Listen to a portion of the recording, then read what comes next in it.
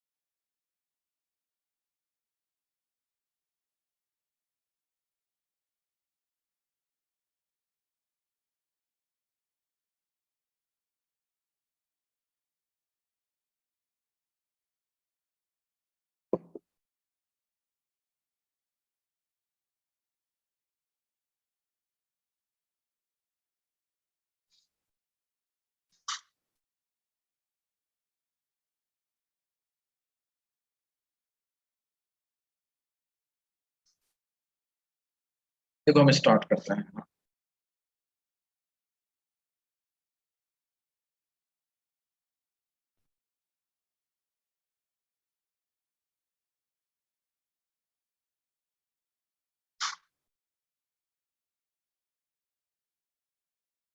देखो हमारे पास एक हेमिस्फेरिकल ग्लास है और उसकी एक साइड को हमने क्या कर दिया है, जो फ्लैट सरफेस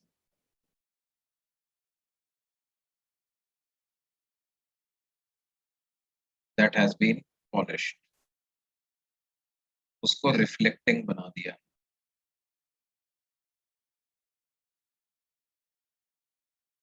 और हमें कहा गया है कि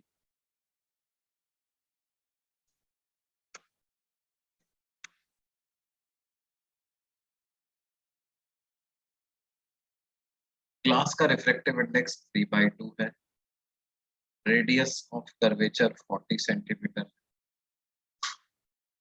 ये हेमिस्फेयर है।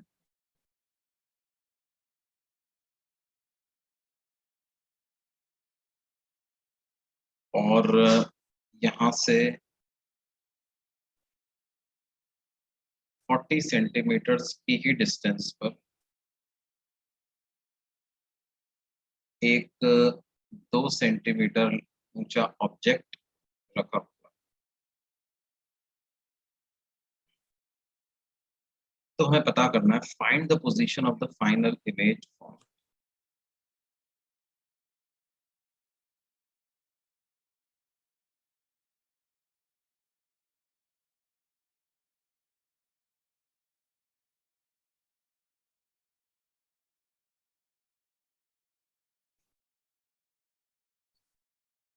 अब देखो फाइनल इमेज फॉर्म का मतलब क्या है,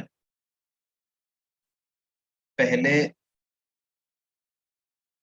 ये एयर से ग्लास में रिफ्रैक्शन होगा, फिर प्लेन मिरर से रिफ्लेक्शन होगा, फिर वापस ग्लास से एयर में रिफ्रैक्शन होगा। तो 3 बार मेरे को ये इमेज फॉर्मेशन करना, ठीक है। हाँ आप लोग ट्राई करो, बिल्कुल ट्राई करो इसको।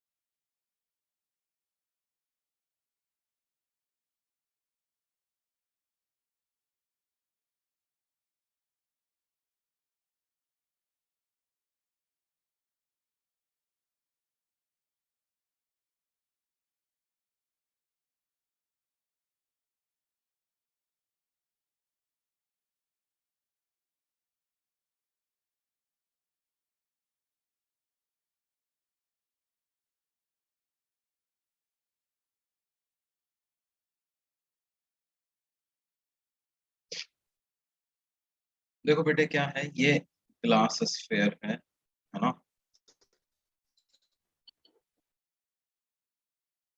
ऑब्जेक्ट से रेस चल के, एयर में रेस चल रही होंगी, एयर से चल करके इस बाउंड्री से रिफ्रैक्ट होकर के ग्लास में एंटर करेंगी, तो पहली बार आपको रिफ्रैक्शन का फॉर्मूला लगाना पड़ेगा।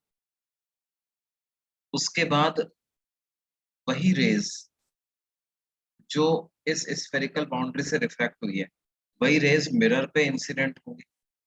तो पहली इमेज जो बनेगी वो मिरर के लिए ऑब्जेक्ट का काम करेगी, ऑब्जेक्ट उसकी इमेज बनाएगा, फिर मिरर से रेज रिफ्लेक्ट होंगी, रिफ्लेक्ट होकर के वापस स्फेरिकल बाउंड्री पे इंसिडेंट होंगी। तो मिरर ने जो इमेज बनाई होगी वो दूसरी बार रिफ्रैक्शन जब हो रहा होगा उसके लिए ऑब्जेक्ट का काम करेगी। ठीक है, तो देखो इसको किस तरह से सॉल्व करेंगे।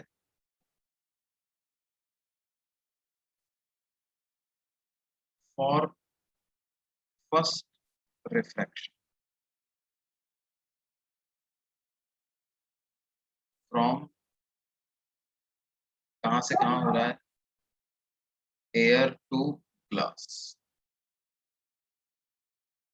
उसमें देखो रेज राइट साइड में जा रही है, तो राइट साइड पॉजिटिव है, लेफ्ट साइड नेगेटिव, और इस वाले पॉइंट को ओरिजिन ले रहे हैं, तो लिखेंगे N2/V minus N1/U is N2 minus N1/R। N2 को लिखेंगे 3/2, इमेज मान लेते हैं V पे बन रही है, माइनस N1/U, U को लिख देंगे -40, equal to N2 minus N1/R, R को लिख देंगे प्लस। तो ये आ जाएगा 3/2V प्लस 1/40, 3/2 माइनस 1/2, तो 1/8। तो क्या आ जाएगा, 3/2V इज 1/80 माइनस 1/40। यहाँ से एलसीएम ले लो 80, तो 1 माइनस,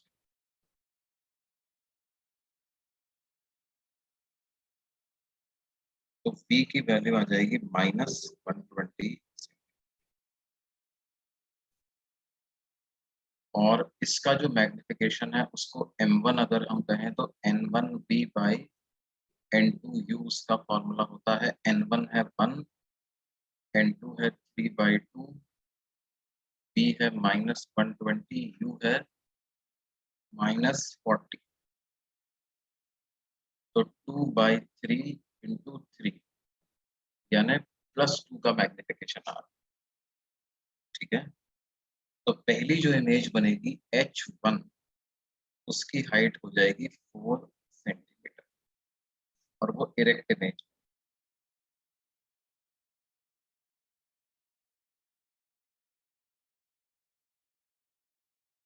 ये बात समझ में आई बेटे। अब ये जो इमेज बनी है, this image will act as object for plane mirror.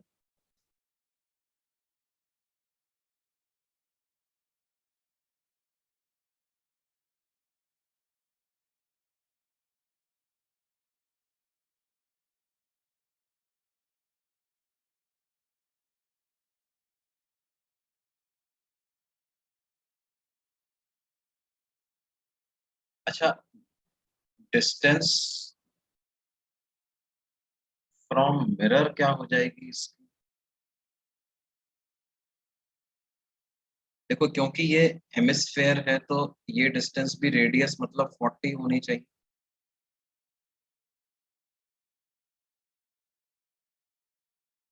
40 plus 120 मतलब 160 सेंटीमीटर मिरर के सामने। इसका मतलब मिरर विल फॉर्म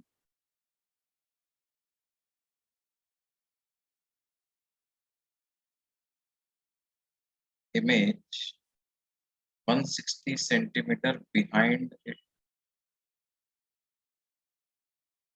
और मिरर तो कोई मैग्निफिकेशन करता नहीं है, तो जो सेकंड इमेज बनेगी उसकी भी हाइट 4 सेंटीमीटर ही रहेगी, और वो भी इरेक्ट ही बनेगी। लेकिन ये इमेज कहाँ बनी है, मिरर के 160 सेंटीमीटर राइट साइड। क्योंकि ऑब्जेक्ट 166 सेंटीमीटर लेफ्ट में था, तो इमेज 160 सेंटीमीटर राइट में बनेगी। अब मिरर से रेज रिफ्लेक्ट होंगी और जाएंगी वापस स्फेरिकल सरफेस की तरफ, है ना।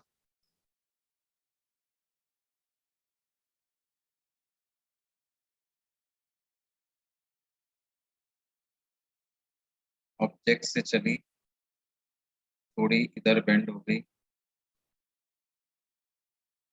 फिर वापस से ऐसे, ठीक है। ये रेस पीछे से आते हुए लग रही थी और इसकी इमेज मिरर ने खुद के पीछे बना दी, तो ये ऑब्जेक्ट रहा, ये I1 हो गई, इधर इमेज बन गई I2। ऑब्जेक्ट तो था 40 सेंटीमीटर पर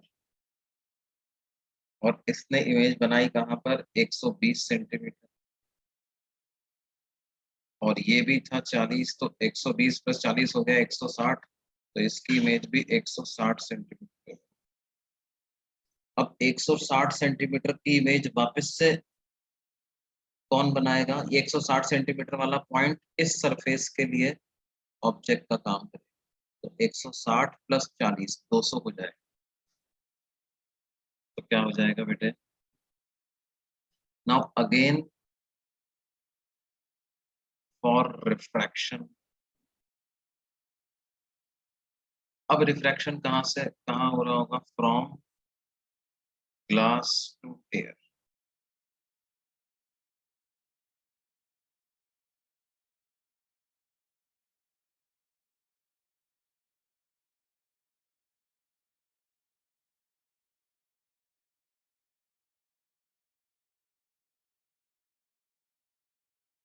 और इसके लिए ऑब्जेक्ट का काम कौन कर रहा है बेटे, वो जो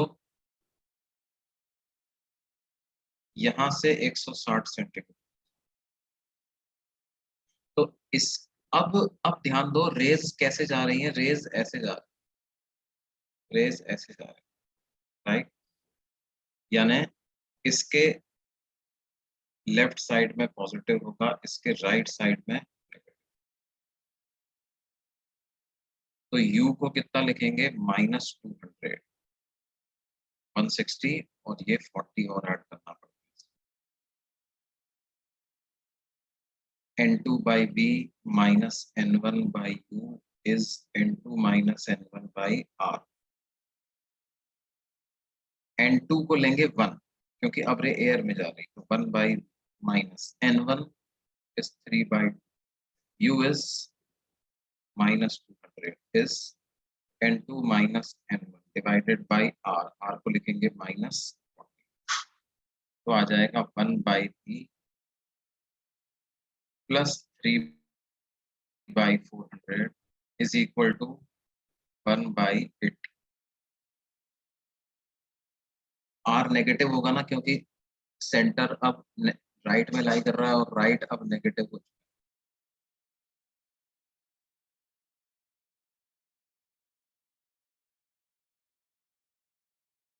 है। स्फेरिकल मिरर का जो प्लेन सरफेस, उसी को तो हमने स्फेरिकल मिरर का प्लेन सरफेस मतलब, what do you mean by spherical mirror का प्लेन सरफेस। एक बच्चा क्वेश्चन पूछ रहा है, स्फेरिकल मिरर का प्लेन सरफेस को चेंज नहीं करेगा, इसका मतलब क्या है, स्फेरिकल मिरर का प्लेन सरफेस का मतलब क्या होता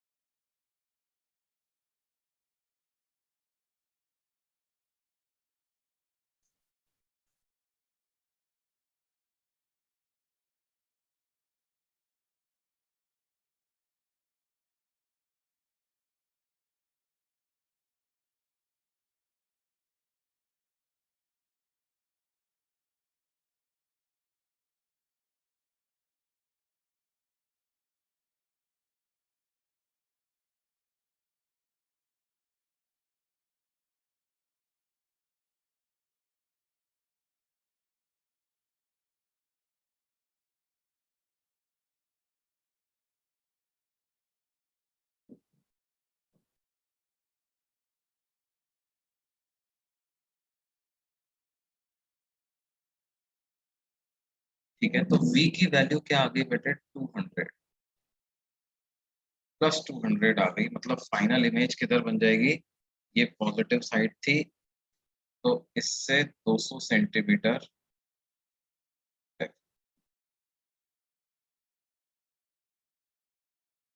अच्छा, अभी मैग्निफिकेशन पता करूं तो कितना आएगा, n1v by n2u।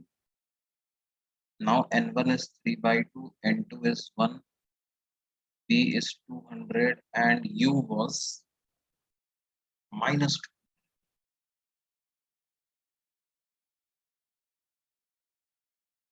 हाँ,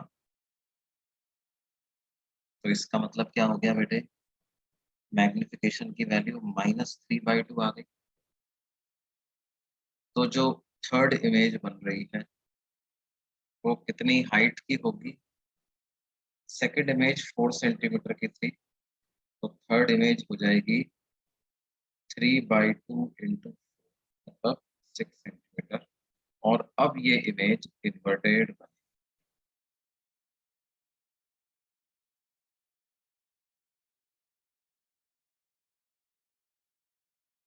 हाँ वो तो मतलब अच्छा ठीक है।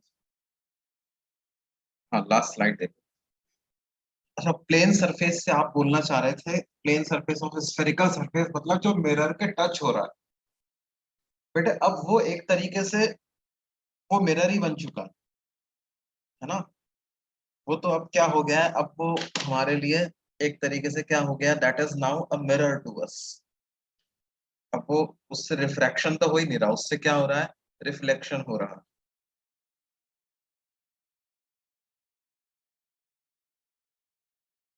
हाँ मैं एक बार फिर से तुम्हें समझा दूंगा, पहले तुम क्या करो, ये ये जो अभी तक जितना मैंने लिखा है ना, पेज 1 पे और पेज 2 पे, इसको एक बार यू गो थ्रू इट, मैं फिर से समझा दूंगा एक बार।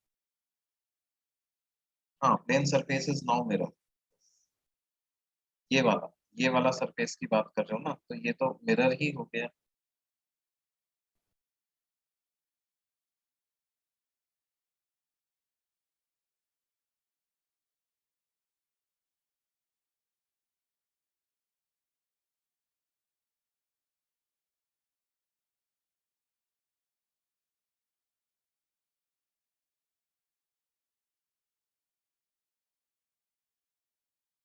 ये फर्स्ट पेज का काम हो गया सबका, everyone done with the first page.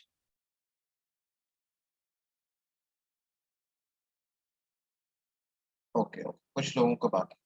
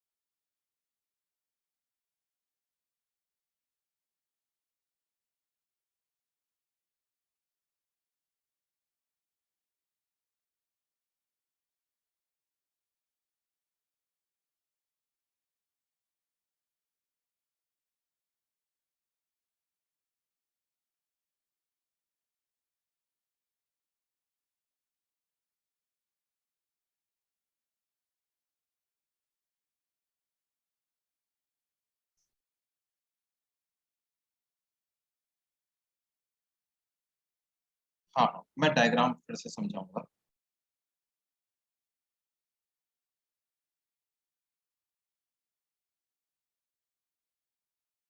मैं डायग्राम फिर से समझाऊंगा एक बार, जो अपने कैलकुलेशन करी है वो आप लोग नोट कर लो। I will draw a nice diagram जिससे कि तुमको ठीक से समझ में आ जाएगा, है ना।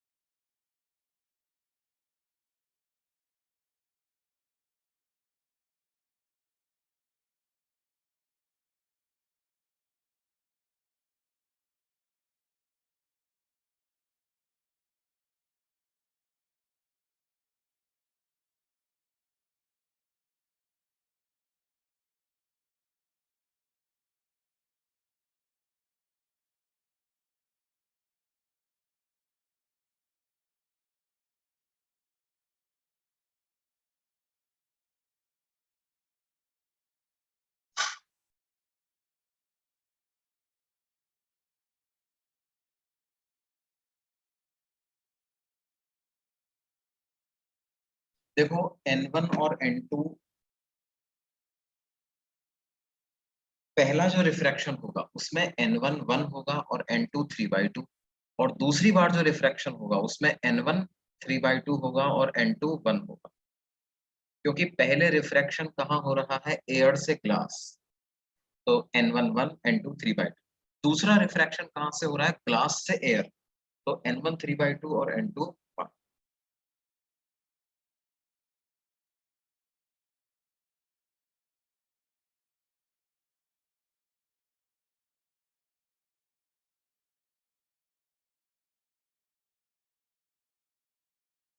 अब देखो बच्चों, अगले पेज पे मैं चलता हूँ, मैं एक बार इसका डायग्राम क्लियर करके बता देता हूँ कैसे कैसे इमेज फॉर्मेशन हो रही है।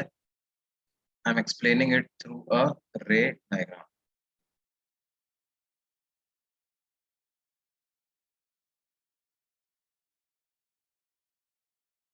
ये हमें दिया हुआ है, ग्लास हेमिस्फेयर है, ठीक है। हेमिस्फेयर की राइट वाली सरफेस जो है वो फ्लैट है, लेफ्ट वाली स्फेरिकल है। जो फ्लैट सरफेस है ना, उसको मैंने रिफ्लेक्टिंग बना दिया, this has been made reflecting, and this is a hemispherical surface, जिसकी रेडियस हमें दी हुई थी 40 सेंटीमीटर। अब देखो इमेजेस कैसी बनी, मैं पॉइंट ऑब्जेक्ट लेके ही समझा रहा हूँ इसको, है ना। एक्सटेंडेड ऑब्जेक्ट का भी डायग्राम तो सेम ही बनेगा। हमने कहा गया है भाई, हमने ऑब्जेक्ट रखा हुआ है कहाँ पर, 40 सेंटीमीटर पर ऑब्जेक्ट रखा हुआ। अब देखो होगा क्या, इस ऑब्जेक्ट से रेज निकलेंगी और इंसिडेंट होंगी कहाँ पर, स्फेरिकल सरफेस।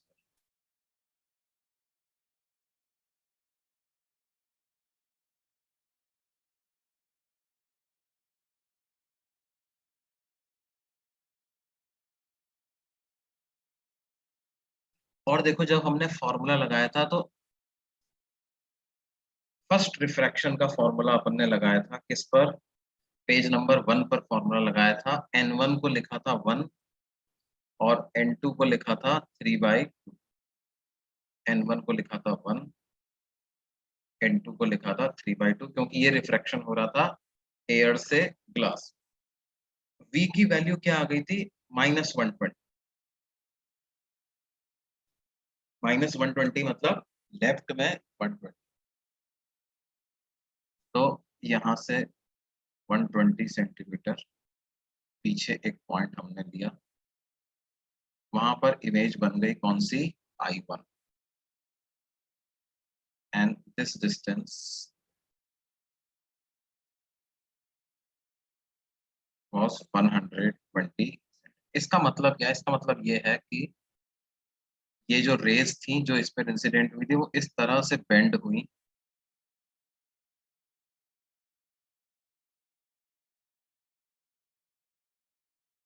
कि वो 120 सेंटीमीटर दूर वाले पॉइंट से आती हुई।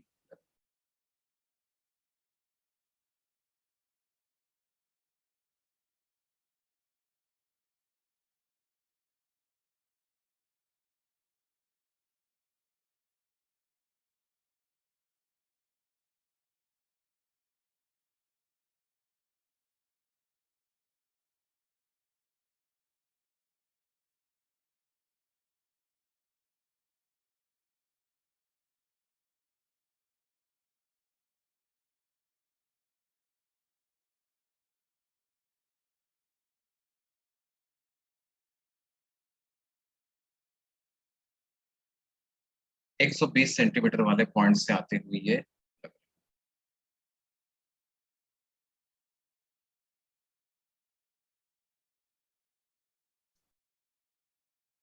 अब ये जो प्लेन मिरर है, इसके लिए ये रेज इंसिडेंट रेज होंगे,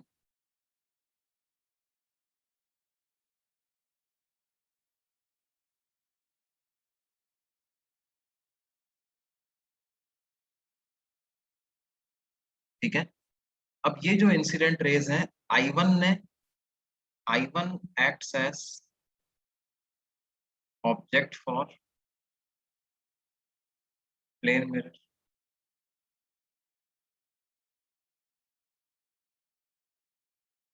अब क्योंकि ये रेडियस 40 है तो इसका मतलब ये डिस्टेंस 40 हो गई, तो प्लेन मिरर के लिए ऑब्जेक्ट डिस्टेंस हो गई 160 सेंटीमीटर। तो प्लेन मिरर 160 सेंटीमीटर पीछे उसकी इमेज बना दे, यहाँ कहीं पर उसने इमेज बना, ये पूरी डिस्टेंस क्या आ गई 160 सेंटीमीटर। ये इमेज बन गई कौन सी, आई, राइट। इसका मतलब क्या है, प्लेन मिरर ने जब इन रेस को रिफ्लेक्ट किया तो वो I2 से आ रही है ऐसा लगता है।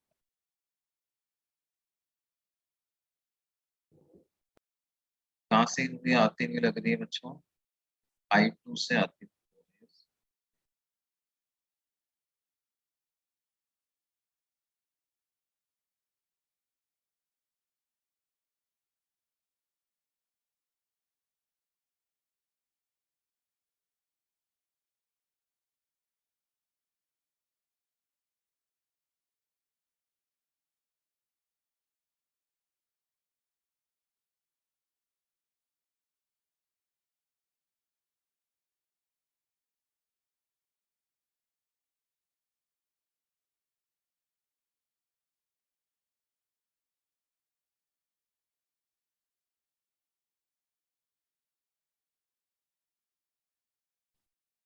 ठीक है, अच्छा मिरर के पीछे एग्जिस्ट नहीं करती हैं ये रेस, वो तो बस क्या है, उन रिफ्लेक्टेड रेस को हमने एक्सटेंड किया तो वो मिरर से पीछे से आती हुई, मिरर के पीछे थोड़ी एग्जिस्ट कर रही है, मिरर ने तो उनको रिफ्लेक्ट कर दिया। तो मिरर के लिए ये डिस्टेंस 160 कैसे आई, distance of object is equal to distance of image. तो I1 मिरर से 160 सेंटीमीटर पे था, तो I1 की जो इमेज बनी I2 वो भी 160 centimetre from the mirror. I2 is image formed by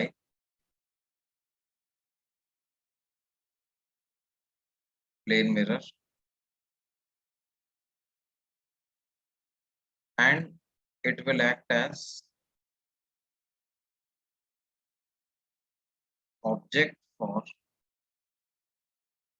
spherical surface। क्योंकि जो रेज मिरर ने रिफ्लेक्ट करी हैं, ये रेज अभी स्फेरिकल सरफेस पे जाकर के इंसिडेंट हो गई, राइट।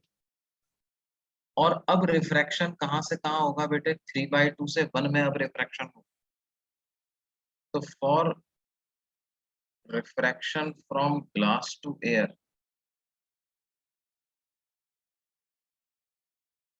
अब की बार जो रिफ्रैक्शन होगा, एक तो direction of incident ray change हो गई है, अब इंसिडेंट रे लेफ्ट में जा रही है तो लेफ्ट साइड को पॉजिटिव कहेंगे, राइट साइड को नेगेटिव कहेंगे, n1 को 3/2 कहेंगे, n2 को 1 कहेंगे, और u को क्या लिखेंगे, -200 लिखेंगे, 160 + 40।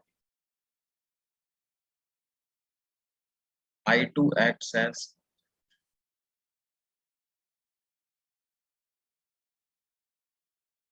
अच्छा कुछ लोग ऐसे ना सोचे कि सर ऑब्जेक्ट तो एयर में रखा हुआ है ना, तो फिर n1 को आपने 3/2 क्यों लिया। भाई वो वर्चुअल ऑब्जेक्ट है, वो भले ही एयर में रखा हुआ है, लेकिन रेज का रिफ्रैक्शन कहाँ से कहाँ हो रहा है वो देखना पड़ेगा मेरे को। n1 और n2 की डेफिनेशन देखना तुम नोट्स में, अपन ने क्या दी हुई थी, n1 था इंसिडेंट मीडियम का रिफ्रैक्टिव इंडेक्स, n2 था रिफ्रैक्टेड मीडियम का रिफ्रैक्टिव इंडेक्स, ठीक है। और फिर उसके बाद जब हमने फाइनल इमेज निकालेंगे तो वो कहाँ पे बनती है, वो इस स्फेरिकल सरफेस से लेफ्ट में 200 सेंटीमीटर पे बनती है, मतलब रेज इस प्रकार से रिफ्लेक्ट हो जाएगी, कुछ ऐसे रिफ्रैक्ट हो जाएगी।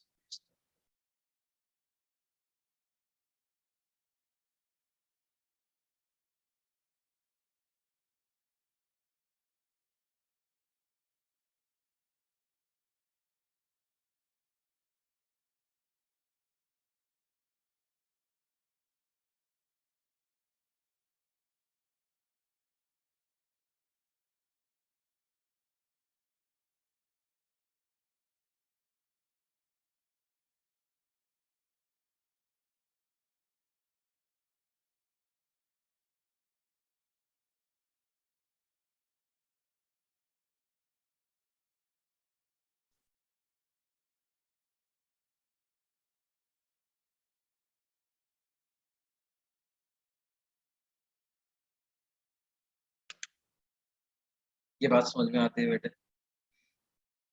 इस प्रकार से ये this will be I3, sorry ये I2 नहीं होगा, ये कौन सा होगा? This will be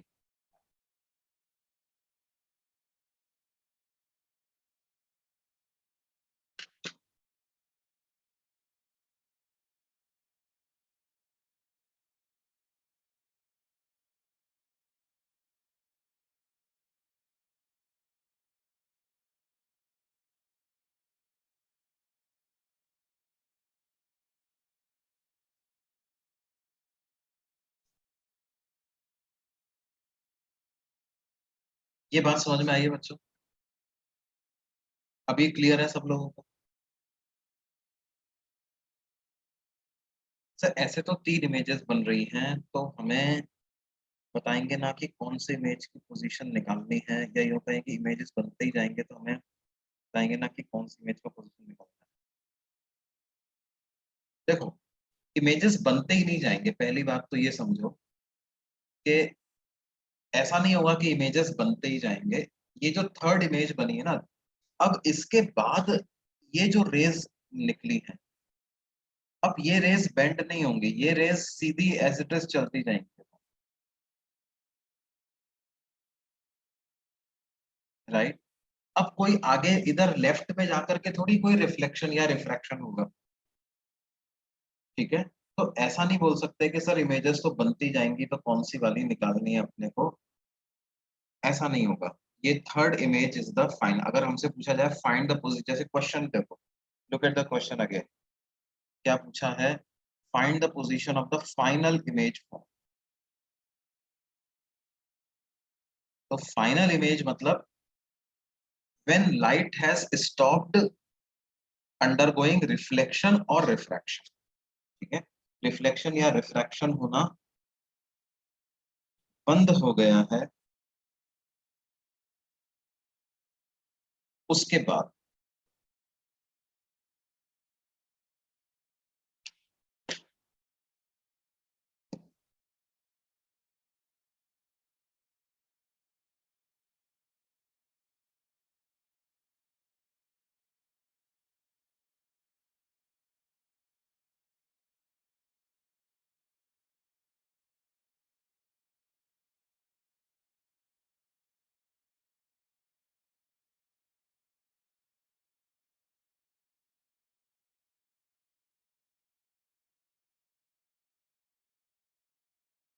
won't image 3 act as object for a spherical surface? नहीं,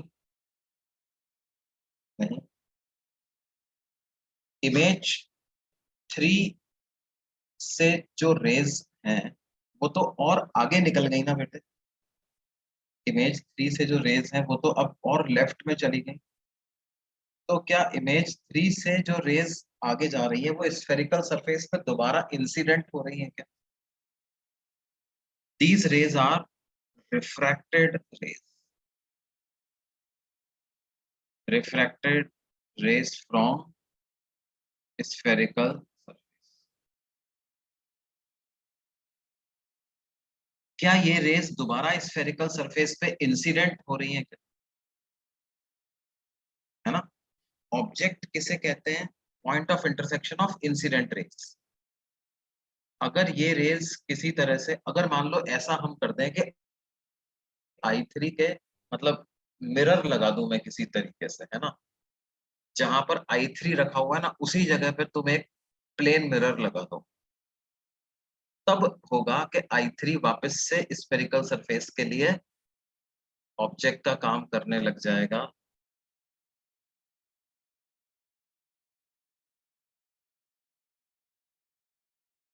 अभी तो आई थ्री की किसी के लिए ऑब्जेक्ट का काम नहीं कर रहा, क्योंकि I3 से निकलने वाली रेज किसी पर भी इंसिडेंट नहीं होंगी। अच्छा ध्यान दो, I3 जो है ना, ऐसा नहीं होगा ना कि I3 से रेज राइट साइड में जा रही है, मैं समझ गया। तुम क्या सोचना चाह रहे हो कि ये I3 है, अब I3 से रेज ऐसे चली जाएंगी? नहीं नहीं नहीं, I3 से ऐसे रेज तो बनी नहीं रही ना, इस तरह की रेज बनी नहीं रही है। क्या I3 वाकई में कोई ऑब्जेक्ट थोड़ी है बेटे? I3 तो इन रिफ्रैक्टेड रेज का पॉइंट ऑफ इंटरसेक्शन ही तो I3 है। हाँ, अब I3 से रेज राइट में नहीं आएंगी वापस। I3 से अब रेज किधर जाएंगे? I3 से रेज अब लेफ्ट में ही लेफ्ट में जाएंगे, ऐसे नहीं आएंगे रेज। I3 से क्या होगा? रेज अब सिर्फ जाएंगे किधर? लेफ्ट, ऐसे, सिर्फ ऐसे ही जाएंगे, राइट में नहीं आएंगे अब I3 से, अनटिल अनलेस कोई रिफ्लेक्टिंग सरफेस वहां पर मैं दोबारा लगा।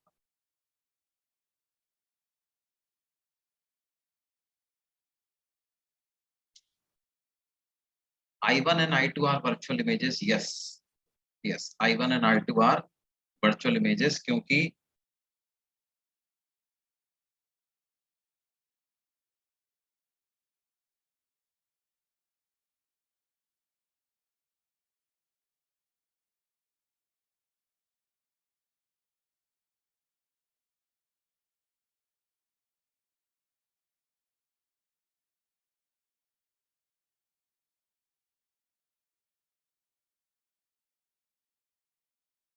क्योंकि जहां पर I1 और I2 बन रही है वहां पर वाकई में रेज फिजिकली प्रेजेंट नहीं है।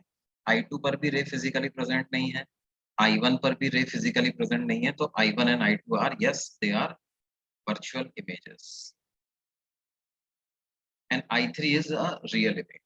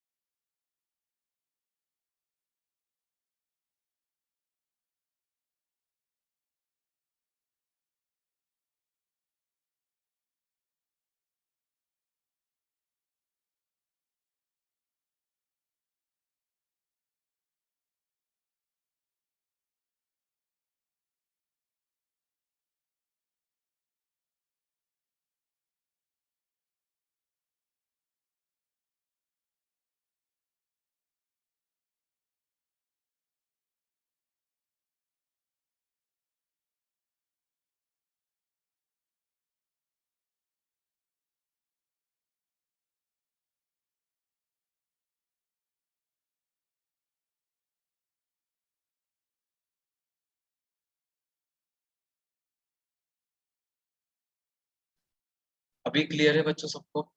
आई hope this is clear now.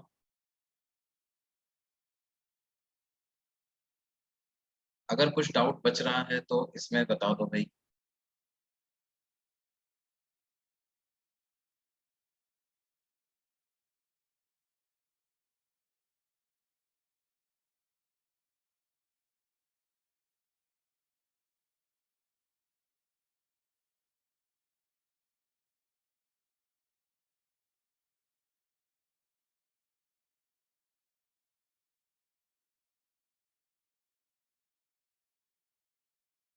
Hmm, E section पे डिस्कस कर लेंगे। आज ई सेक्शन डिस्कस करना था क्या?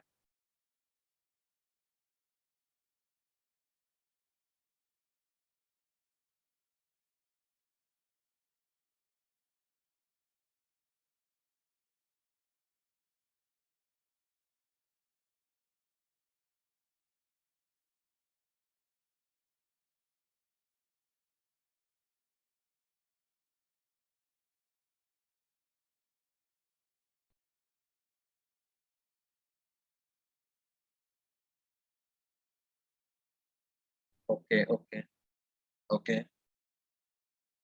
तो as per messages which I am receiving, कुछ लोगों ने शायद आज करके नहीं लाए हैं, तो अपन पढ़ लेते हैं, आज पढ़ लेते हैं, ठीक है। अच्छा, इस question, let's come back to this question, is this question clear to everybody? मुझे जल्दी सब लोग बता दें।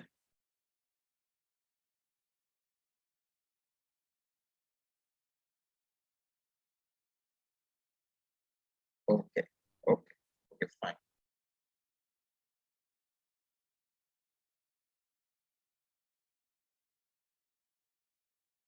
Good good good, very good. So now let's move ahead.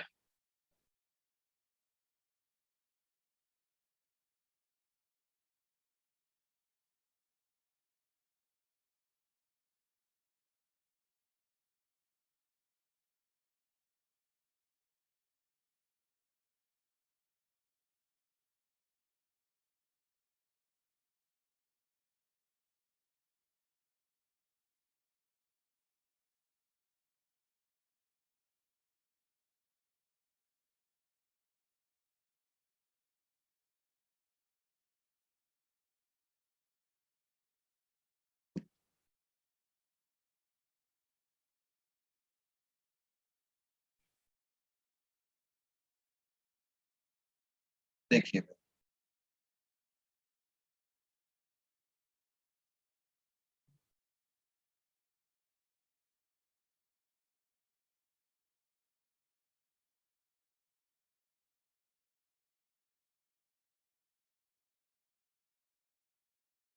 तो ये बेसिकली अपने पास बात हुई किसकी बच्चों, स्फेरिकल सरफेस से रिफ्रैक्शन की।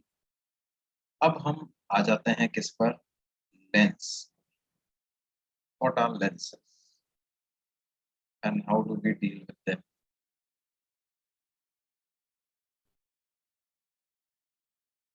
देखो, लेंस बेसिकली क्या है, it is nothing but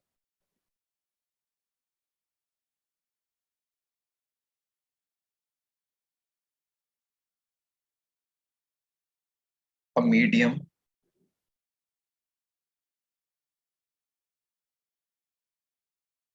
bounded by spherical interfaces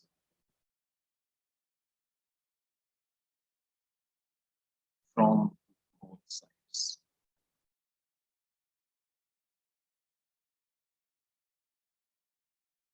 Something like this.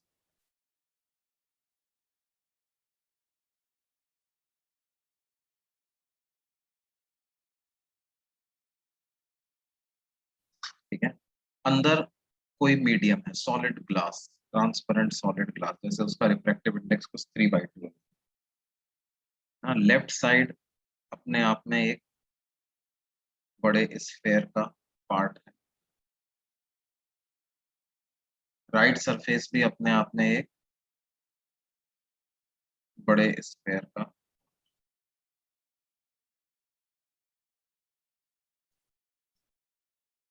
ठीक है, इनकी कुछ अलग अलग रेडियसेस हो सकती हैं। तो this system consist of a lens. Now based on the shapes of these outer boundaries, lens अलग अलग प्रकार के होते हैं। जैसे ये जो लेंस है इसको कहेंगे क्या, convex lens,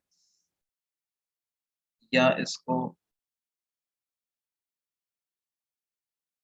by convex lens भी बोल देते हैं। हाँ, तो कुछ कुछ एग्जामिनर की आदत होती है थोड़ा और घुमा फिरा के बोलते हैं, तो वो बाई कॉन्वेक्स। दोनों सरफेसेस कॉन्वेक्स है, लेफ्ट वाली सरफेस भी कॉन्वेक्स है और राइट वाली सरफेस भी कॉन्वेक्स है। बीच से ये इसकी थिकनेस ज्यादा और साइड साइड से थिकनेस कम होती है, या ऐसा भी बाउंड्रीज की शेप हो सकती है।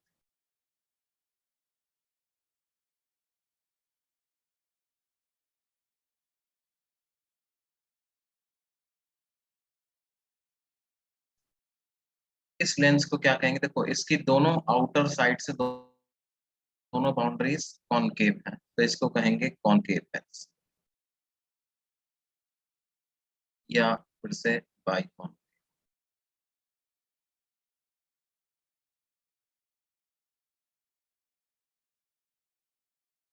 या इस तरह का भी हो सकता है, एक साइड बाहर की तरफ कॉन्वेक्स और एक साइड बाहर की तरफ कॉनकेव, इसको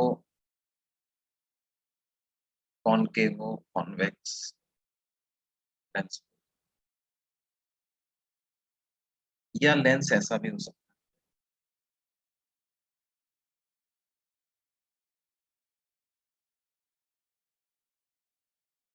है, एक साइड प्लेन और एक साइड स्फेरिकल,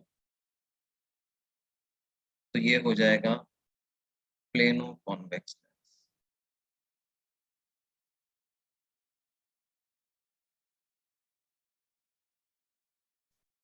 या एक साइड प्लेन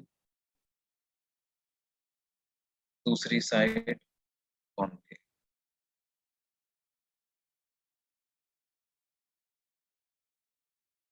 और ये लेंस क्या हो जाएगा,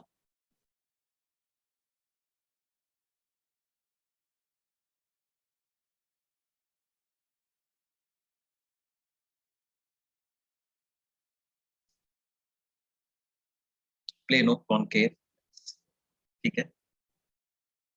अब ये जो दो स्फेरिकल बाउंड्रीज हैं इनकी अलग अलग रेडियस हो सकती है, इसकी रेडियस अलग, इसकी अलग, ये R1 R, ये अलग अलग, राइट।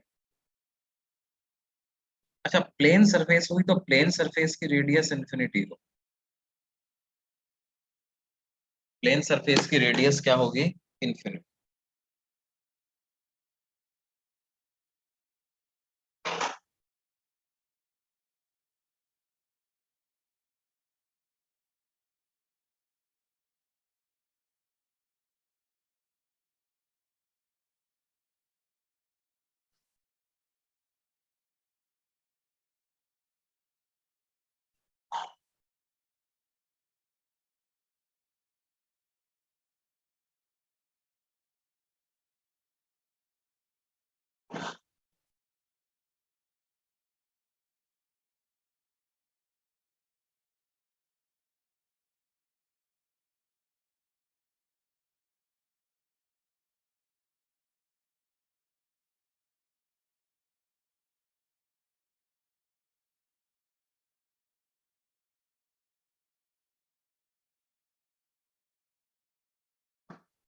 अब देखो इसमें कुछ डेफिनेशंस होती हैं जो कि इस लेंस के रिगार्डिंग हमको पढ़नी होती हैं।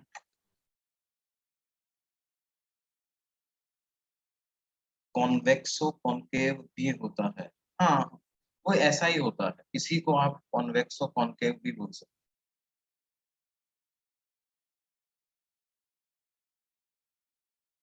ठीक है। The same lens can be named as convexo concave as well, कुछ भी बोल सकते हो, दोनों में से कुछ भी बोल सकते हैं। या कभी कभी इस तरह के लेंस को ऐसा भी बना दिया जाता है, कैसे,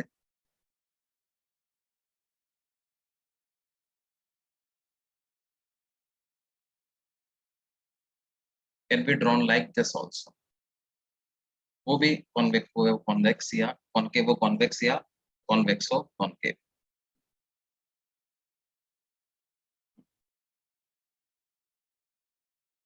अब देखो क्या होता है, ये जो दो स्फेरिकल सरफेसेस हमने देखी हैं, इनका कहीं ना कहीं सेंटर ऑफ कर्वेचर होगा, जैसे लेफ्ट वाली का सेंटर ऑफ कर्वेचर राइट में होगा, राइट वाली का सेंटर ऑफ कर्वेचर लेफ्ट में होगा। तो इनके सेंटर ऑफ कर्वेचर्स को जो ज्वाइन करने वाली लाइन होती है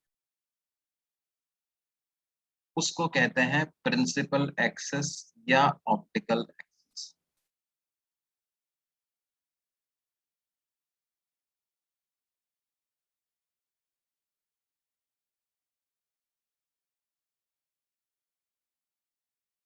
The line joining center of curvatures of the two spherical surfaces is called as principal axis or optical axis. और ऑप्टिकल एक्सिस पे लाई करने वाला पॉइंट जो कि दोनों स्फेरिकल सरफेस से बराबर बराबर डिस्टेंस पे होता है, उस पॉइंट को बोलते हैं पोल या ऑप्टिकल सेंटर।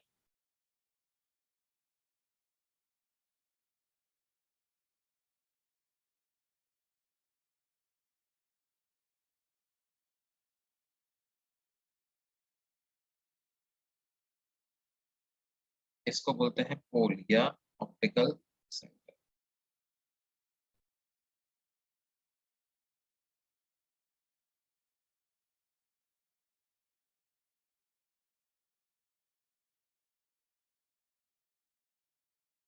ठीक है, पोल या ऑप्टिकल सेंटर की क्या डेफिनेशन होगी, point on the principal axis और optical axis which is equidistant from both the surfaces। जैसे इसका ऑप्टिकल सेंटर यहाँ होता है, ये अगर ऑप्टिकल एक्सिस है,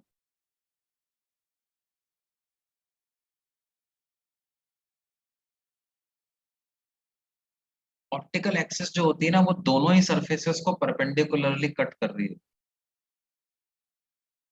optical axis intersects both the surfaces perpendicularly, ठीक है, क्योंकि दोनों के ही सेंटर से पास हो रही है, तो दोनों को ही परपेंडिकुलरली कट कर रही है। जैसे प्लेनो कॉन्वेक्स की ऑप्टिकल एक्सिस पता करनी है तो क्या करो, उसमें ये वाली स्फेरिकल सरफेस है, तो इसका कहीं ना कहीं सेंटर होगा, इसका सेंटर जैसे लेफ्ट में होगा, तो उस सेंटर से क्या करो, प्लेन सरफेस पे परपेंडिकुलर ड्रॉप करो। तो ये लाइन क्या हो जाएगी, ऑप्टिकल। ऐसे टेंशन नहीं लेनी यार, प्लेन सरफेस का तो सेंटर पता ही नहीं है हमको, कोई बात नहीं। एक तो सरफेस स्फेरिकल है, उसका सेंटर से प्लेन सरफेस पे परपेंडिकुलर ड्रॉप कर दो, तो वो आपकी ऑप्टिकल एक्सिस। जैसे इसका सेंटर यहाँ कहीं पे होगा, वहां से प्लेन सरफेस पर परपेंडिकुलर लाइन बना दो, तो वो क्या हो जाएगी, इसके लिए ऑप्टिकल एक्सिस। अब अगली डेफिनेशन जो हम देंगे वो देंगे किसकी, डेफिनेशंस लिख देते हैं, देखो क्या है। What is optical axis?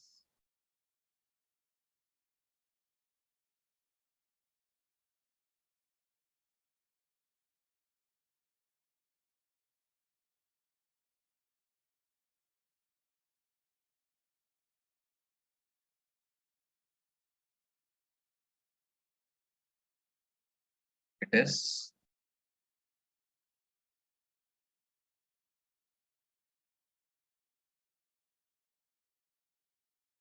The line joining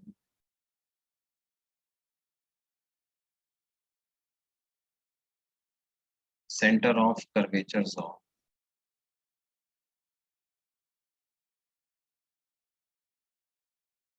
of the two spherical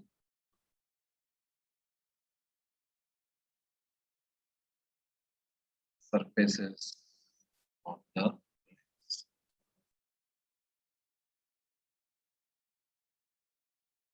It is the line joining center of curvatures of two spherical surfaces of the lens.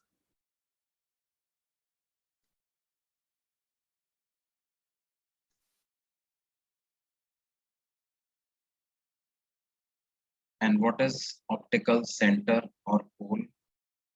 अच्छा, इसके बारे में हम एक बात और लिख लेते हैं।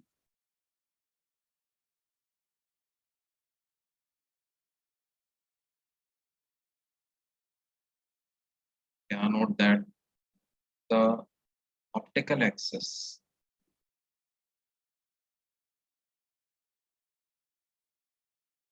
intersects both the surfaces of the lens.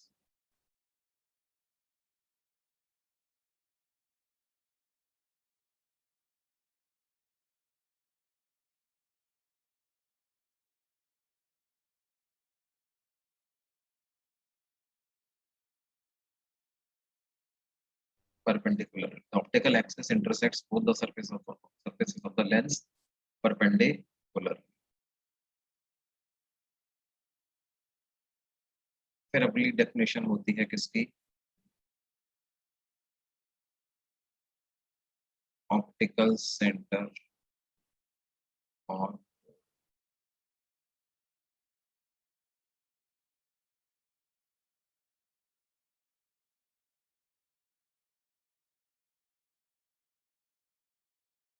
ये क्या होता है बेटे, a point on the optical axis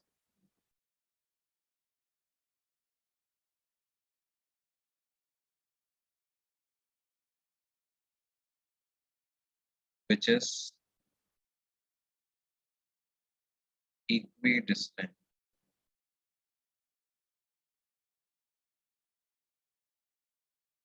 from the two surfaces of the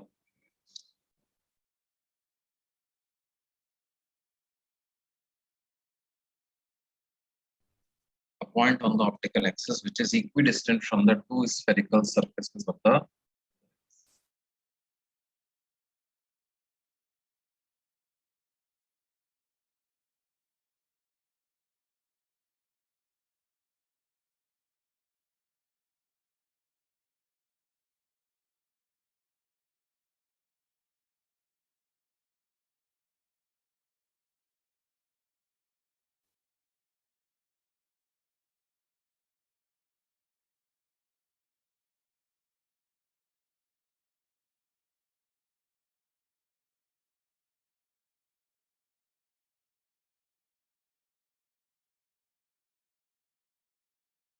ये डेफिनेशंस क्लियर है सबको? देखो प्रीवियस पेज देखना चाहते हैं? देखो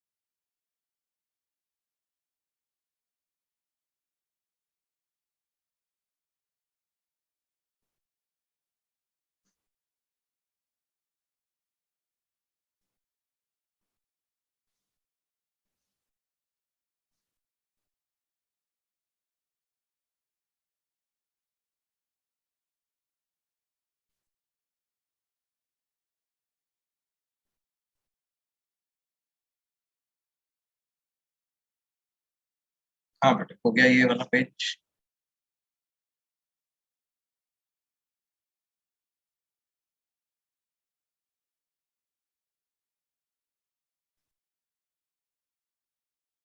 अब देखो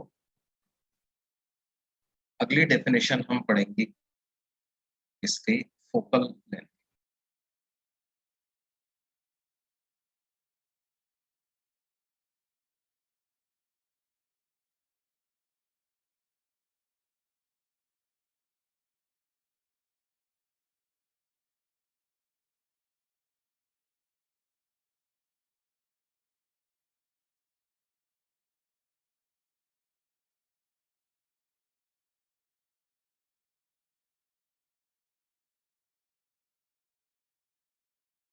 the position of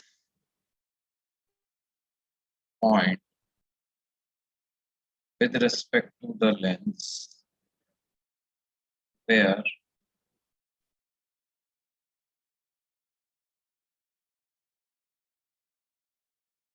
where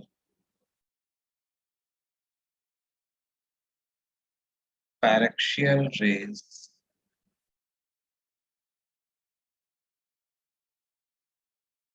incident on the lens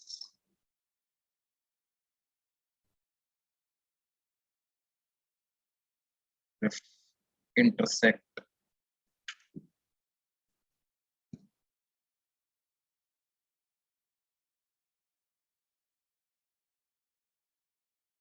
after refraction from the lens.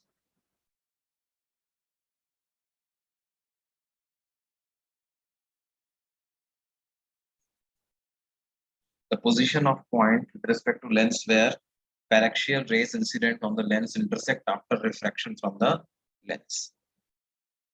Lens पर हमने कैसी रेज इंसिडेंट करी?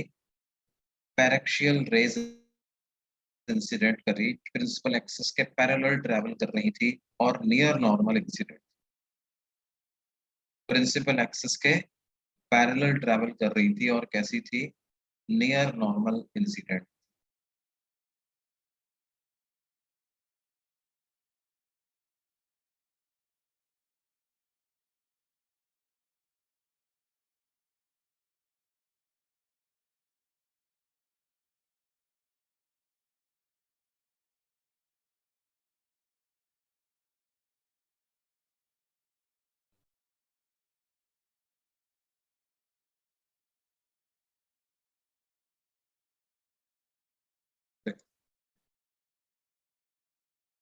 मतलब क्या है, जैसे ये लेंस है,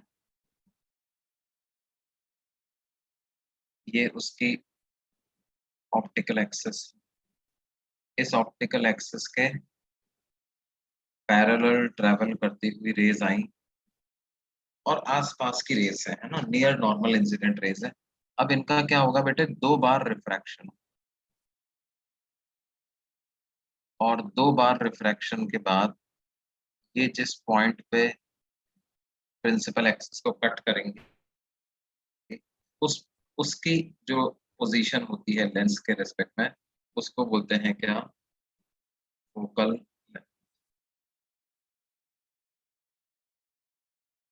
और ये जो पॉइंट होता है इसको क्या बोलते हैं, फोकस, या इसको प्राइमरी फोकस भी। अच्छा, तो क्या कोई सेकेंडरी फोकस भी होता है? हाँ होता है, उसके बारे में आप बाद में समझेंगे, पहले प्राइमरी फोकस, वो एक अलग पॉइंट होता है, वो ये पॉइंट।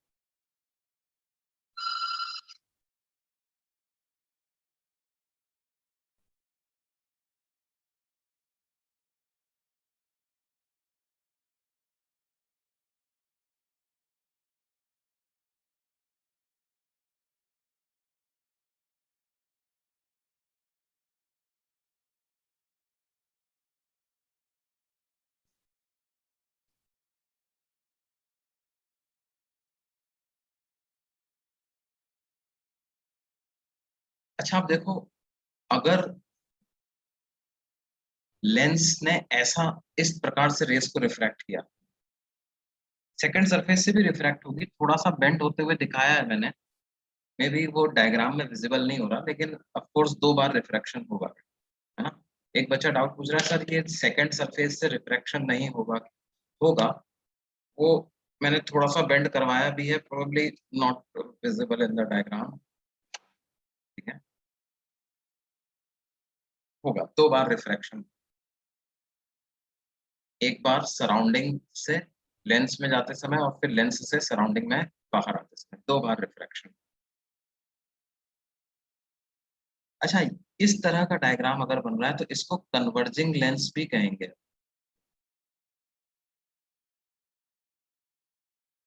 एक ऐसा लेंस जो कि पैरेलल इंसिडेंट बीम को कन्वर्जिंग बीम में कन्वर्ट कर देता है, उसको बोलते हैं कन्वर्जिंग लेंस।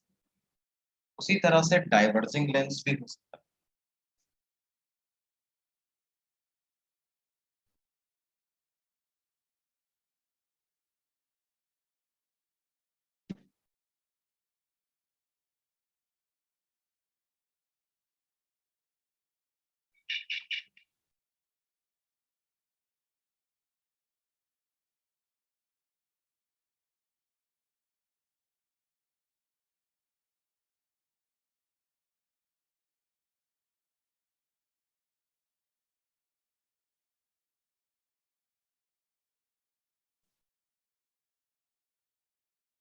वो कुछ इस प्रकार का होगा।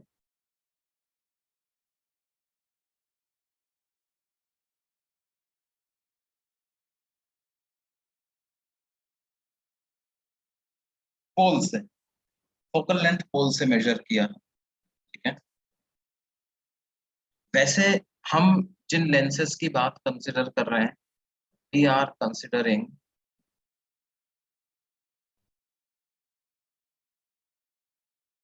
Thin lens, right, that is separation between two surfaces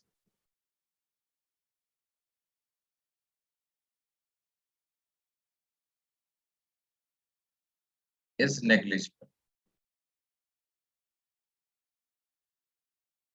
ऐसा assumption हम लें।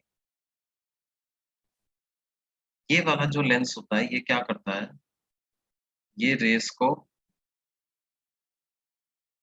एक डाइवर्जेंट बीम में कन्वर्ट कर,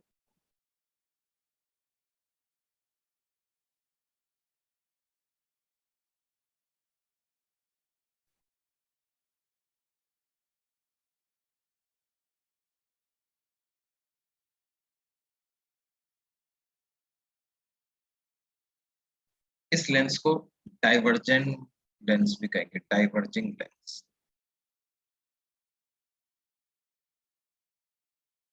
ठीक है, अब देखो इसमें हम ये एक फोकल लेंथ का फॉर्मूला डिराइव करें और ये अजम्पशंस मानेंगे, तीन अजम्पशंस मानेंगे। क्या क्या तीन अजम्पशंस मानेंगे? पहला अजम्पशन हम मानेंगे कि नियर नॉर्मल इंसिडेंट रेस,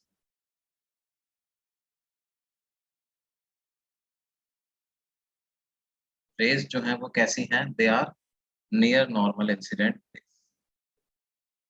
दूसरा अजम्पशन हम मानेंगे कि lens is thin,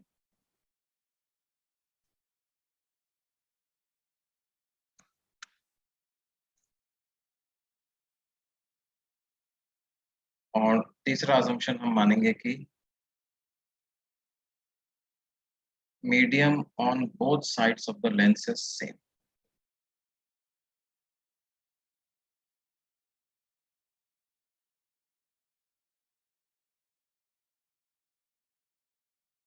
And with this assumption, we will derive the formula for focal length।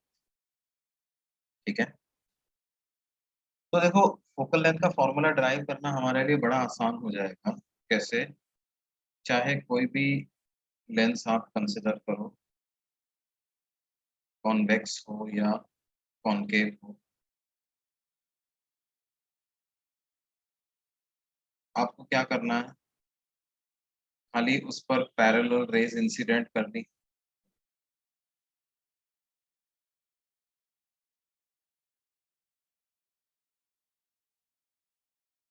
और पैरेलल रेज इंसिडेंट करके दो बार रिफ्रैक्शन कंसिडर करना है, और दो बार रिफ्रैक्शन कंसिडर करने के बाद हमको क्या करना है, इमेज कहाँ पर बनेगी वो पता करना है। ठीक है, तो दो बार रिफ्रैक्शन के बाद जो फाइनल इमेज बनेगी उसकी लेंस से के रेस्पेक्ट में जो पोजीशन होगी वही बेसिकली फोकल लेंथ इसकी हो जाएगी। और रिफ्रैक्शन फ्रॉम स्फेरिकल सरफेस का तो फॉर्मूला हमने प्रीवियस टॉपिक में पढ़ा ही था, n2/b minus n1/u is n2 minus n1/r, तो यही फॉर्मूला दो बार लगाना है। ठीक है, तो मान लेते हैं कि आसपास का जो मीडियम है, सराउंडिंग्स, उसका रिफ्रैक्टिव इंडेक्स है ns, और लेंस के मीडियम का रिफ्रैक्टिव इंडेक्स है nl। तो first refraction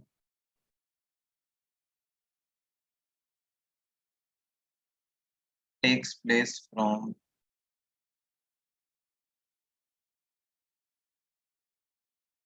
surroundings to lens।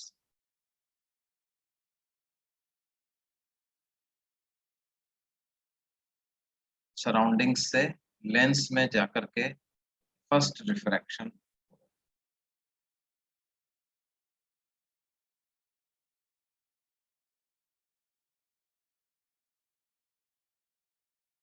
Surrounding से लेंस। अच्छा, उसके लिए u को अपन इंफिनिटी पुट करेंगे, और जब इंफिनिटी पुट करते हैं तो प्लस इंफिनिटी पुट करो माइनस इंफिनिटी पुट करो कोई फर्क नहीं पड़ता, एक ही बात होती है। तो हम फॉर्मूला यूज करें n2/v minus n1/u is equal to n2 minus n1/r। तो n2 की जगह लिख देंगे nl, और पहली सरफेस से रिफ्रैक्शन हुआ तो इमेज v1 पे बनी, ऐसा मान लेते हैं, nl/v1 माइनस n1 की जगह लिख देंगे n ऑफ सराउंडिंग्स, u को लिख देंगे infinity, equal to n2 minus n1, यानी कि nl minus ns divided by r1। अब देखो r1 में किस साइन में चक्कर पड़ेगा। हम जब refraction from spherical surface consider करते हैं तो direction of travelling of incident raise को पॉजिटिव मानते हैं।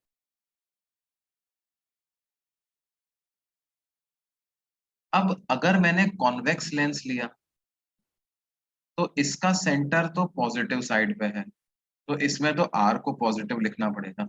लेकिन अगर कॉनकेव लेंस लिया तो इसका जो सरफेस, ये वाली जो सरफेस है, इसका सेंटर तो लेफ्ट में है, लेकिन राइट साइड पॉजिटिव है, लेफ्ट साइड नेगेटिव।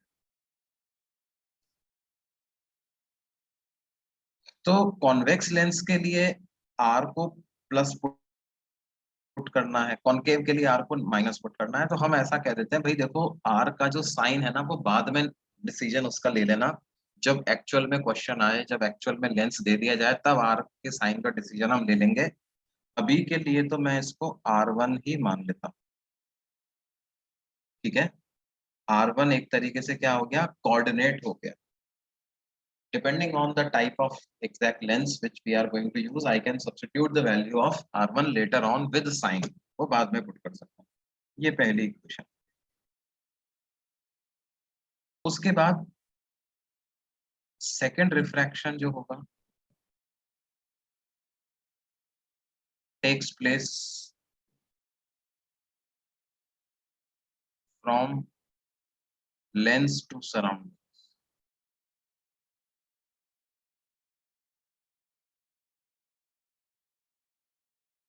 लेंस से सराउंडिंग्स में।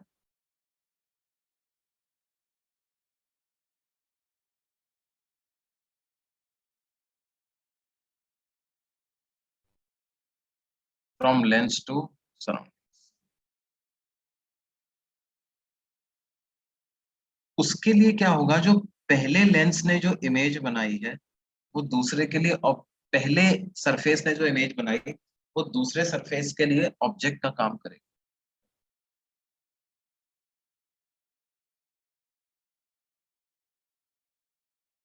Image formed by first surface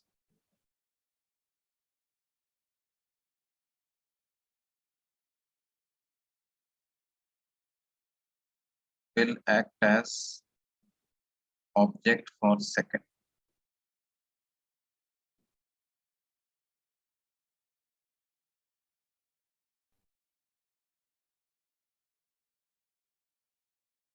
तो फॉर सेकंड सरफेस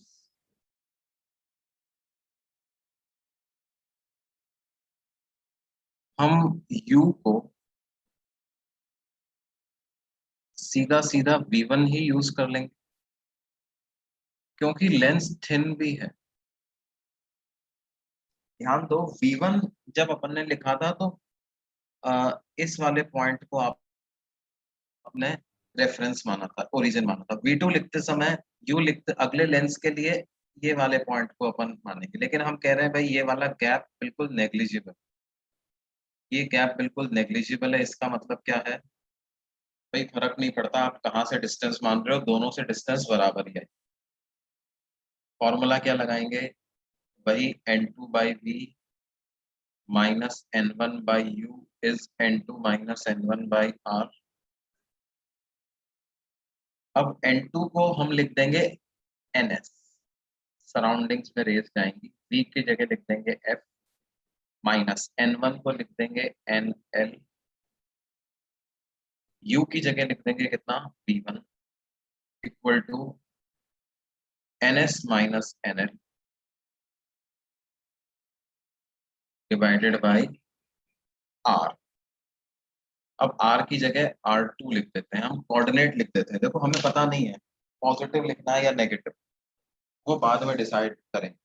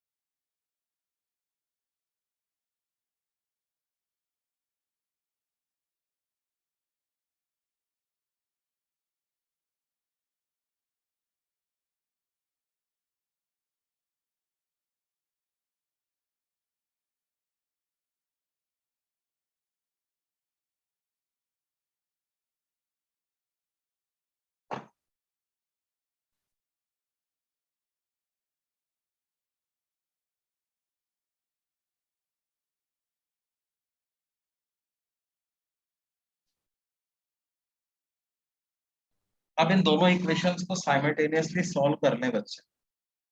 देखो ये सेकंड इक्वेशन में मैंने v को f लिख लिया, सेकंड सरफेस जो इमेज बनाएगी वही तो फाइनल फोकल लेंथ की पोजीशन हो। This is equation number.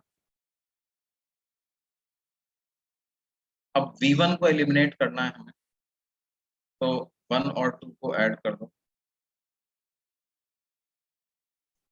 तो nl बाई v1 यहाँ पे प्लस nl बाई v1 आ रहा है फर्स्ट इक्वेशन में, सेकंड इक्वेशन में माइनस nl बाई v1 आ रहा है, वो कैंसिल हो जाएगा, तो बनेगा ns डिवाइडेड बाई f, और ये वाली टर्म तो जीरो हो जाएगी, इक्वल टू RHS में क्या आ जाएगा, nl minus ns by r1 plus ns minus nl by r2। तो इसका मतलब क्या हो गया,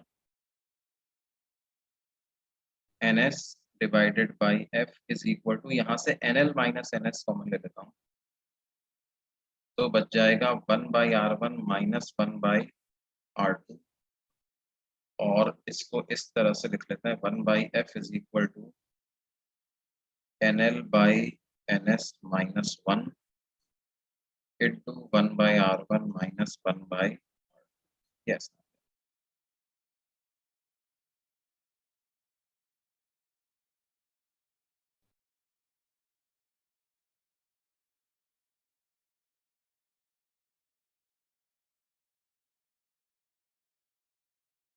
ये फॉर्मूला है हमारे पास, and this formula is called as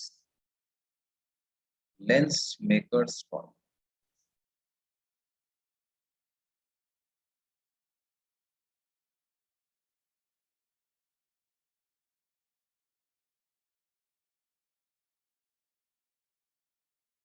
lens makers formula,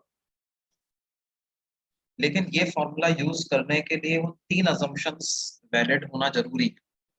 क्या, नियर नॉर्मल इंसिडेंट रेज होनी चाहिए, दोनों तरफ मीडियम सेम होना चाहिए, और थिन लेंस होना चाहिए, ठीक है। This formula is called as lens makers formula. अब देखो इस फॉर्मूले का मैं यूज करके तुमको बताता हूँ, ठीक है। 1 by f is equal to nl by ns minus 1 into 1 by r1 minus 1 by, ठीक है। nl तो रिफ्रैक्टिव इंडेक्स ऑफ लेंस हो गया, ns refractive index of surroundings हो गया,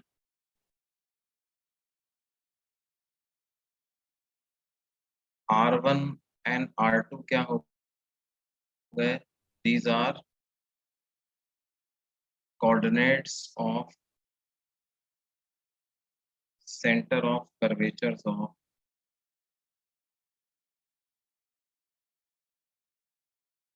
फर्स्ट एंड सेकंड सरफेस,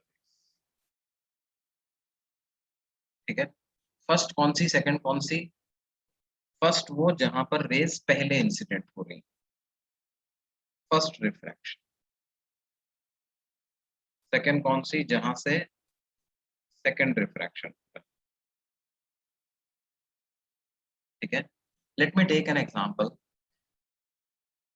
और उसके थ्रू मैं इसको क्लियर करूंगा कि ये कैसे इनकी प्रॉपर वैल्यूज मेरे को पुट करनी है।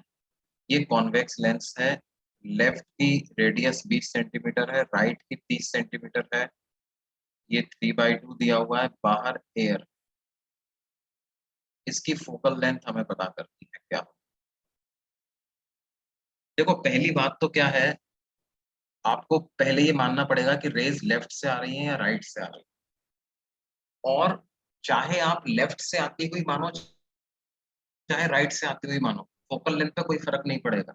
देखो कैसे, मान लेता हूं कि मैं रेज आ रही हैं लेफ्ट से,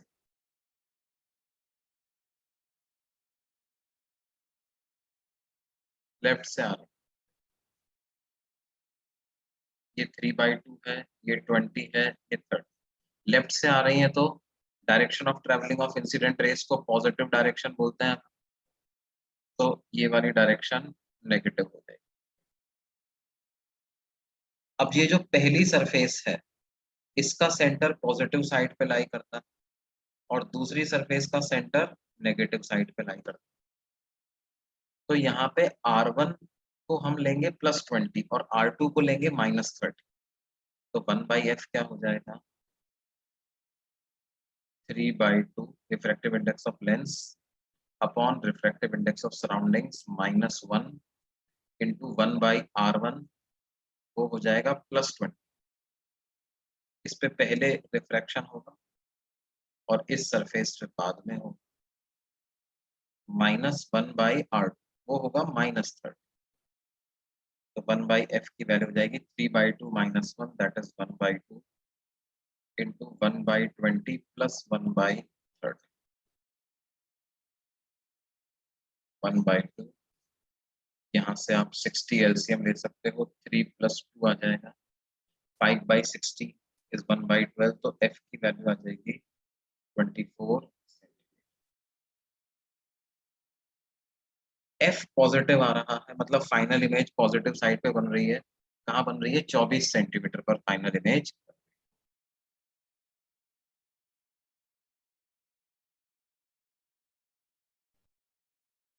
तो f पॉजिटिव का मतलब क्या होता है, f positive means converging lens.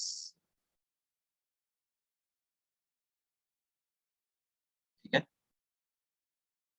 ध्यान दो बच्चों, यहाँ पर मैंने माना था कि रेज लेफ्ट से आ रही है, 20 सेंटीमीटर वाली सरफेस पे पहले इंसिडेंट हो रही है। ठीक है,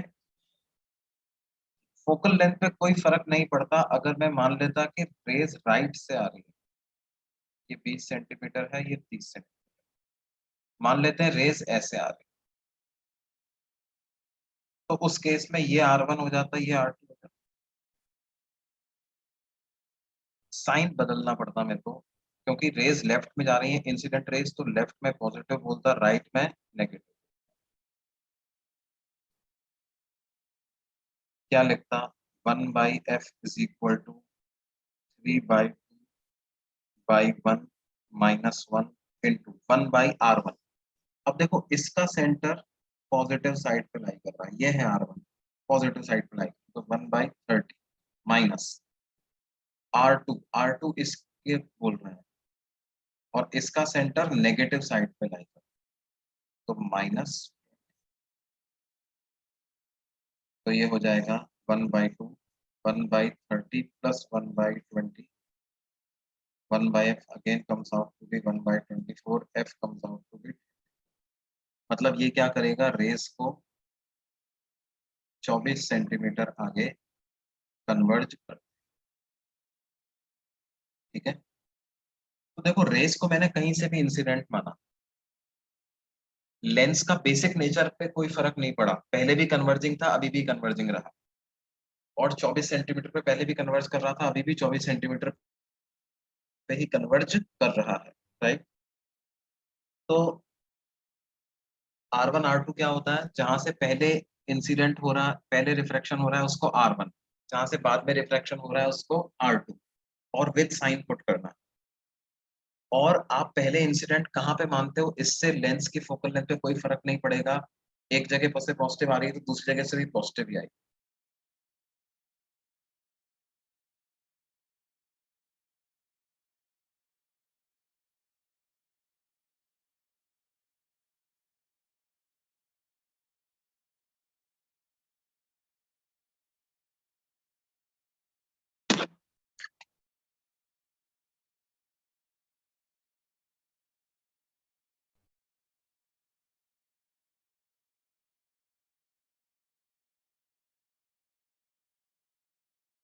कुछ ज्यादा फॉर्मूलाज नहीं है, हाँ है, बिल्कुल फॉर्मूला है इस चैप्टर में। देखो, ट्वेल्थ के जो चैप्टर्स होंगे ना, वो क्या है, they will be like this only. मतलब 11th में आपके साथ क्या था, जैसे न्यूटन्स लॉ पढ़ा, तो न्यूटन्स लॉ में एज सच फॉर्मूले के नाम पे तो बस F = ma ही था। और उसका यूज करना था आपको अलग अलग तरीके से।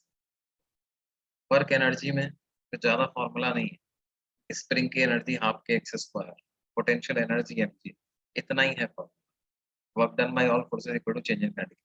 यहाँ पर क्या है, यहाँ पर मिरर के लिए फॉर्मूला है, प्रिज्म के लिए फॉर्मूला है, फिर स्फेरिकल मिरर के लिए फॉर्मूला है, स्नेल्स लॉ है, क्रिटिकल एंगल का फॉर्मूला है, रिफ्रैक्शन फ्रॉम स्फेरिकल सरफेस का फॉर्मूला है, लेंस का फॉर्मूला है। तो यस देयर आर फॉर्मूलाज। तो लेकिन क्या होता है कि देखो, मैं तो बच्चों को ये कहता हूँ भाई जितने ज्यादा फॉर्मूले हैं उतना ज्यादा क्वेश्चन। आपको फॉर्मूला को ये मत समझो कि फॉर्मूला आपका दोस्त है, वो आपका हथियार है क्वेश्चन को अटैक करने के, राइट।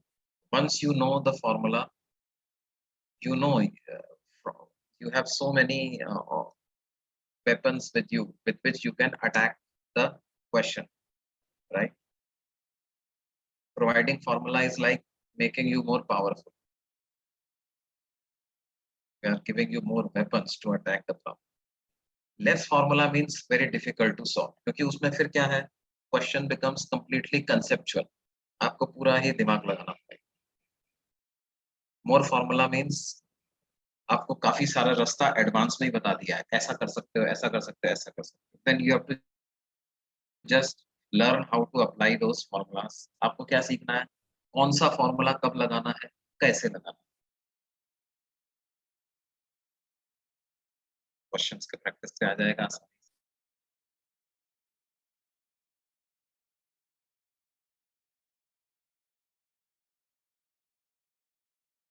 ये समझ में आया भाई सबको?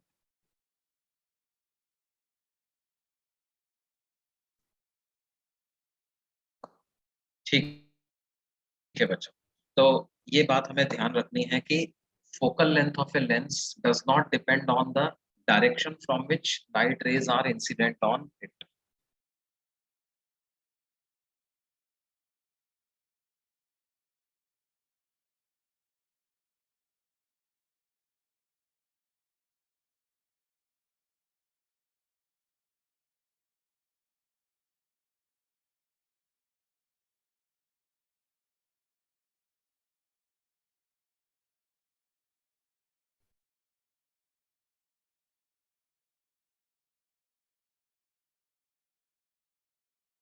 हाँ, लेकिन पता करने के लिए आपको कोई एक डायरेक्शन तो अज्यूम करनी पड़ेगी, right.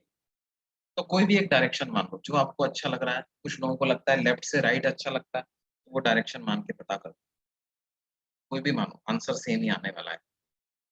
Okay, so now you can leave, right. बाकी हम अगली क्लास में इसको कंटिन्यू करेंगे। Okay bye.